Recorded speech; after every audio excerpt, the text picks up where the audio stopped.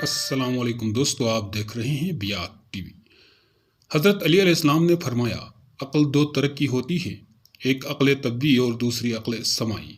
انسان عقل سماعی سے کوئی فائدہ حاصل نہیں کر پاتا اگر اس کے پاس عقل طبی نہ ہو۔ یہ بالکل ایسے ہے جیسے اگر آنکھ کی بینائی نہ ہو تو سورج کی روشنی بیکار ہے۔ حضرت علی علیہ السلام نے فرمایا، جب تک کوئی بات تیرے منہ میں بند ہے تب تک تم اس کے مالک ہو، اور جب تم اسے زبان سے ادا کر کے منہ سے نکال دیتے ہو تب وہ تمہاری مالک بن جاتی ہے۔ حضرت علی علیہ السلام نے فرمایا، شریف کی پہچان یہ ہے کہ جب کوئی اس کے ساتھ سختی کرتا ہے تو وہ سخت ہو جاتا ہے، اور جب کوئی اس کے ساتھ نرمی سے بات کرے تو وہ نرمی سے جواب دیتا ہے۔ اور کمینے کی پہچان یہ ہے کہ جب کوئی اس کے ساتھ نرمی سے بات کرے تو اس کا جواب سختی سے دیتا ہے، اور سختی سے بات کرنے والے کے سامنے ڈھیلا پڑ جاتا ہے۔ مولا علیہ السلام نے فرمایا، جب کوئی آدمی کسی دوسرے کے عیب کی تلاش میں رہتا ہے تو ایک وقت آتا ہے کہ اسے اس کا کوئی نہ کوئی عیب مل ہی جاتا ہے۔